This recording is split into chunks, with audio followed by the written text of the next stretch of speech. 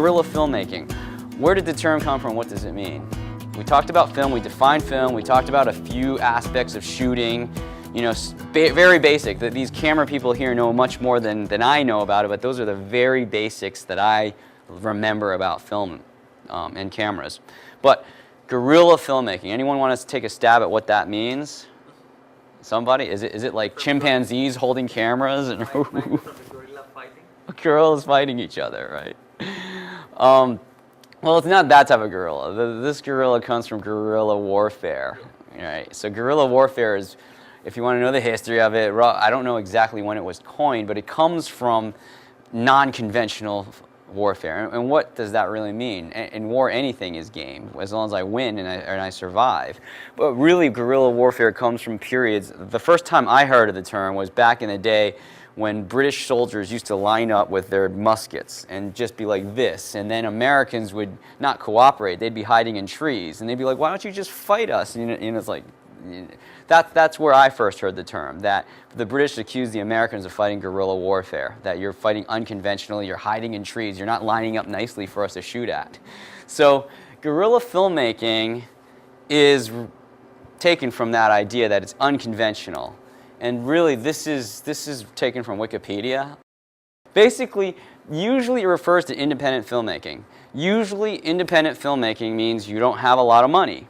Now, that's not always true. I worked for one of the most expensive independent films of all time, Star Wars. Those were not funded by the studio. That was funded out of his own pocket. Independent means outside of a studio, outside of conventional banking means and finance. So most times, though, independent filmmaking means very low budget. When you have low budgets, it means you don't get permits. It means you just go and you shoot. A term is run and gun. You have your gun, your camera, you're ready to take your shot. You take your shot and you move on to the next place before some policeman can yell at you or harass you. So guerrilla filmmaking is about lower budgets, about running stuff maybe not necessarily fully legally, but not necessarily illegal too. Public places, you could do whatever you want. Has anyone ever heard about sticks?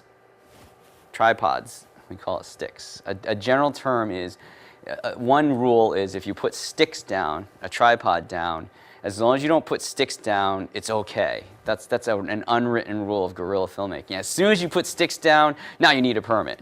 That's just a general rule, but you know, anyway, that's guerrilla filmmaking, and that's where the term came from. It means mostly independent, usually low budget. Okay. On the left is the year 2002. The numbers of admissions in the U.S. is on the top, and then there's 2011. So we've went from 1.57 billion theater ticket admissions to 1.28 in the last 9 years. The trend is basically there's less people going to movie theaters. There's less people paying to go to theaters to see movies. Now, does that mean people don't like movies, that people don't want to see them? I don't think so. I actually think more people are watching movies than ever. We're just not paying to see them in the theaters. But this is something to keep in mind, that the reason why people went to the theaters is because there were projectors there, and we had film projectors there. We're moving into an age where we're doing digital projectors. Someone like Steven Spielberg was a purist. He loved film. He still cut the old-fashioned way up until, I think, Minority Report, which was about 8 years ago. He still cut that way, and whatever works, works, right? But there's a new piece coming out called Side by Side. I'll play the trailer soon. Do you recognize these director names? Some of these guys are younger, some of them are older. These people pretty much are saying they're done with film, or film is dead. Now, if Spielberg and Scorsese says this thing, who am I to say I'm fighting for film? You know, yeah, I could fight for film all I want. It's dying, or it's dead. But at the same time, I say long live filmmaking. Film is dead, but filmmaking is alive and well.